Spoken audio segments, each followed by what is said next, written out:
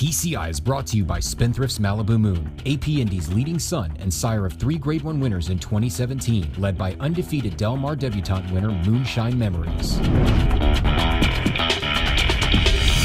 Welcome back to TCI, your inside track to the Breeders' Cup. Alongside Joel Cunningham, I'm John Siegel. Well, Joel, we have a lot of races to recap. Not really anything to preview because there's no winning your ends here in North America. So let's take some time and really talk about these races. Let's talk about the older horse division real quick, and let's talk about Gun Runner. Joel, he just looks like he's really on top of his game right now. I guess my question to you is, how good is this colt? I mean, he's on top of his game. I thought his race in the Woodward was, maybe his best yet, just because, last week I was sort of giving him a hard time because I just really hadn't felt like, when you consider his reputation, in my view, he had never beaten a top-class field to deserve the reputation that he had. I mean, this has been a buzz horse for a long time, John, but, now we've seen he's been the first winner of the Whitney and Woodward at Saratoga since Lawyer Ron. Yep. He's running pretty fast. He's winning by open lengths. You have to give him credit. And I think this win was maybe his best from the standpoint of, even though he's finishing on his wrong lead there and he's got that scampering style, I mean, it's not the most beautiful thing to watch inside the 8th pole when he's finishing up, in my opinion. But he had 2 well-met Todd Pletcher horses. Now, I don't think Neolithic or Rally Cry are elite horses. Rally Cry is not even a stakes winner. Actually won the Alydar Stakes earlier than me. It's not a greatest stakes winner, but he had a 110 buyer and he has a lot of talent. He was coming in the right way for Todd Pletcher. And really, I was a little interested in the running style of Neolithic, break him on the inside. I thought he would fall out, allow Rally Cry and Gun Runner to go, and then maybe try to pick up the pieces if Rally Cry was able to soften up Gun Runner in the race. Well, John Velazquez, he did what he was supposed to. He broke, and he sort of stuck right on the hip of Gun Runner. Well, Neolithic went to the lead. I was a little surprised by that. He's a horse I think does his best running from off the pace and trying to run the stretch. But even Neolithic, John, I mean, he's never won a major graded stakes. He ran well in the Pegasus World Cup, even though he's well beaten. Ran well in the Dubai World Cup, even though he's well beaten. And even Gun Runner finished open lengths in front of him that day. So, the fact that 2 well-met Todd Pletcher horses were involved early in the race and Gun Runner still ran away late, I'll give him credit for that going forward. I do think the division's very weak compared to most years on the East Coast.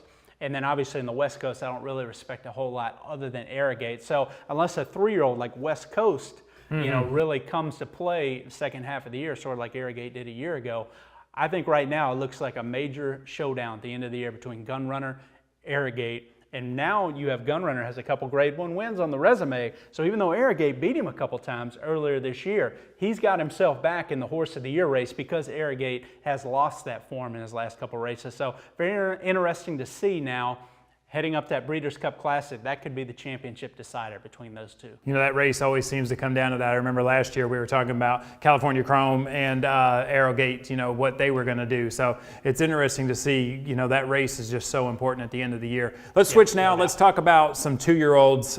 We had a lot of 2-year-old racing. These are our future stars coming up. I'll tell you, Joel, a lot of these horses right now, they look more like sprinter types. Maybe they'll stretch out as they come along. But let's talk about the spin-away real quick, and let's talk about Lady Ivanka in there. She ran into a pretty good speed duel there. I think she was the benefactor of that, but this filly looks like she's legit. What's the fillies that I think really concern me as far as their potential stamina down the line? November Breeders' Cup Juvenile fillies, around 2 turns, a mile and 16. I haven't really seen many of those types yet in these fillies graded stakes that we've seen coast to coast. And we'll talk about 2 big grade 1s from this weekend. Let's start with the spinaway, Lady Ivanka. I mean, we talked about last week. This race was setting up as a speed duel. When you had Chad Brown, Separation of Powers, as your, one of your favorites in there, breaking from the rail, and you had such a fast filly on her outside, Pure Silver, that was a greatest stakes winner at the meet and in great form. It was clear Chad didn't want to be race ridden. He didn't want to run the risk of, Pure Silver putting his filly in tight. So he pushed out of the 1 hole and dared Pure Silver to go with, and she went with her, and both those two basically did each other in. Inside the 8th pole, inside the quarter pole. John really set it up for Lady Ivanka with that speed duel to really sit right behind him, come around, and be the benefactor in the stretch. I still believe Pure Silver and Chad's filly Separation of Powers were probably the 2 best fillies in the race, but pace makes the race, and they did each other in. Now, when I look at this entire field, I see, and again, I go back to their maiden races, every race that they'd run. Take Separation of Powers, for example. I mean, Affiliate had a lot of buzz. May have been the best 2-year-old maiden winner we saw at Saratoga this meet, maybe in the country. She's by Candy Ride, have an Empire Maker mare. You would want to say she'll handle 2 turns Right. with that pedigree. When I watch her run, she gives me the impression she's so brilliant that it's going to be more difficult for her to stretch that speed around 2 turns. Now we'll see, because I think she has a lot of abilities. They'll probably bring her back in the Frisette, I would guess, at Belmont, going a 1-turn mile and give that a shot, and I think she'll be the filly to beat in there. But really, my takeaway from a lot of these, like I said, this race is, what impact does it have on the Breeders' Cup for our purposes? And in my view, when I look at the spin-away, I see some fast sprinter-type fillies that are going to be more 1-turn type fillies later on down the in their careers. All right, well, let's go now to California. Let's talk about the Del Mar debutante.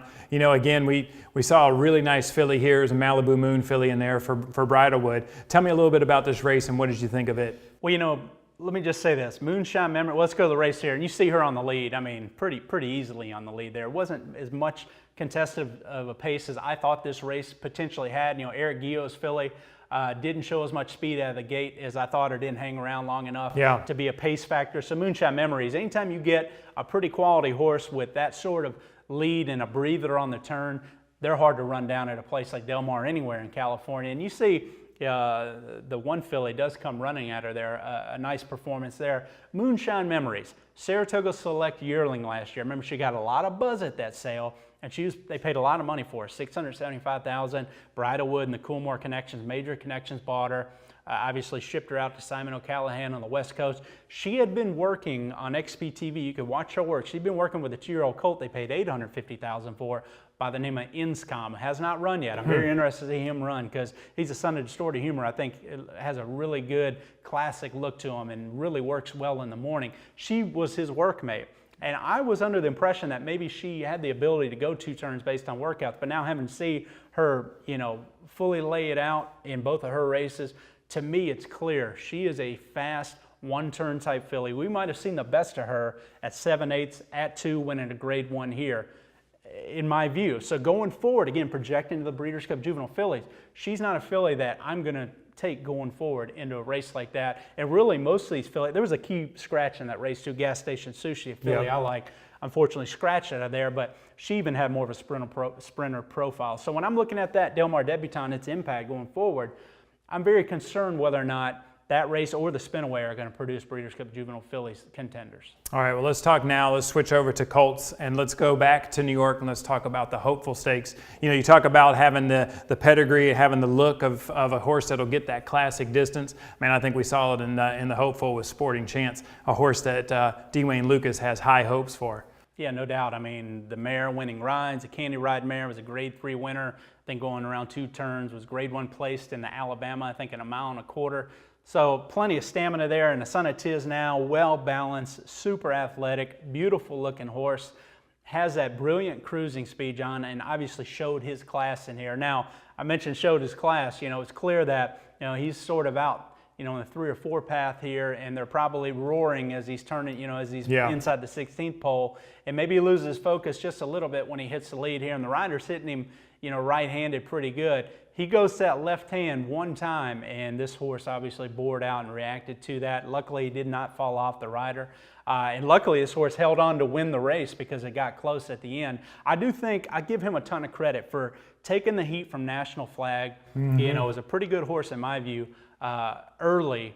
I think it was a pretty honest pace, and finishing off of it. I think that's a sign of the quality of this colt, because if you look at the runner-up in there, Free Drop Billy and even the Louisiana bred that was also third in there, they came from off the pace. I think it actually set up, based on the pace scenario, to where it played pretty well for the closers, but this horse held on to win. I give him a ton of credit for that. He was number 3 in our TCI Top 5, initial TCI Top 5 for the juvenile division last week. Bo D'Oro was number 1. We'll talk about that a little bit. Obviously, he cemented with that performance his place in the top 3 for me. And now going forward, I'm interested to see what the coach does for him.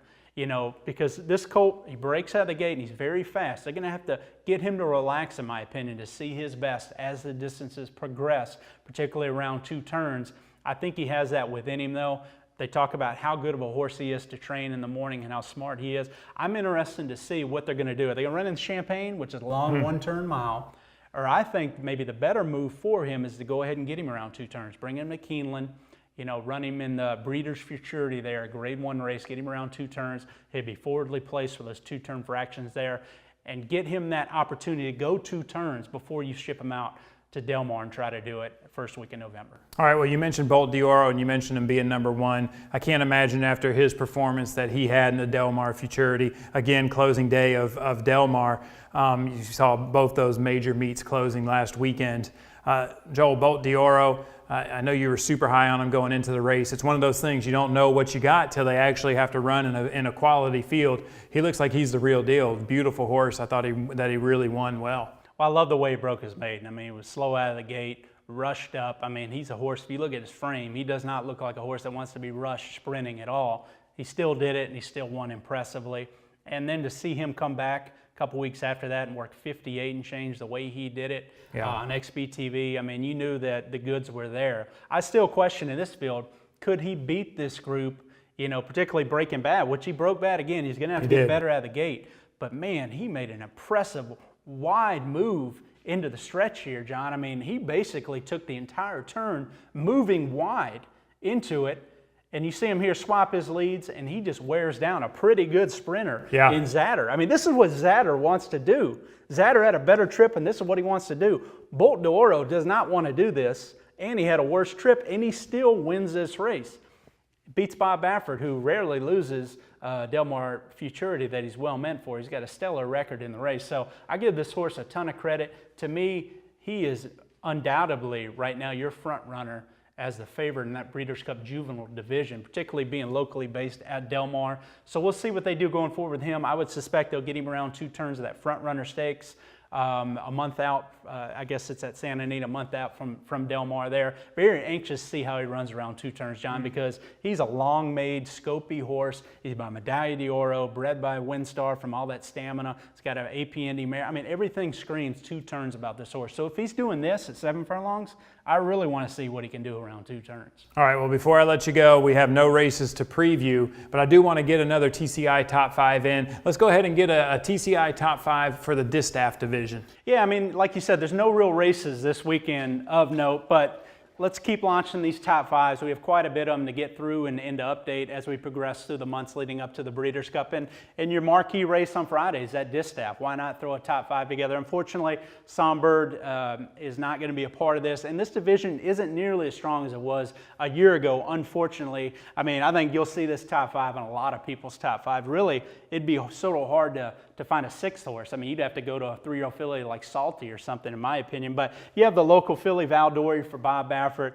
Obviously had a very good campaign over there. Bob sort of kept her in easier company up until recently, where she's had to run in against Stellar Wind, who's gotten the best of her in 2 races. But a filly that has some speed, and when you start looking at this division, if it were to be a short field this year, in my opinion, there's a lot of closers in here. There's really not a lot of speed signed on. So Valdori could be a filly that'd be very tough to catch at Del Mar. She belongs in the top 5. Elate, progressive filly, has really gotten better throughout the year. Was disappointing earlier this year on the Oaks Trail, but she's really gotten good over the summer at Saratoga for Bill Mott. She wants all the distance, no question about it. Has a beautiful pedigree, and obviously ran Abel Tasman to a nose, to a photo finish situation in the CCA Oaks earlier this year at Saratoga. So you have to put her in the top 5 in my view. Abel Tasman, again, Bob Baffert's best 3-year-old filly, the Oaks winner, is on a roll. I think she belongs in the top 3. And then I'll take the 2 older mares, John. I mean, Stellar Wind, she's a filly I picked last year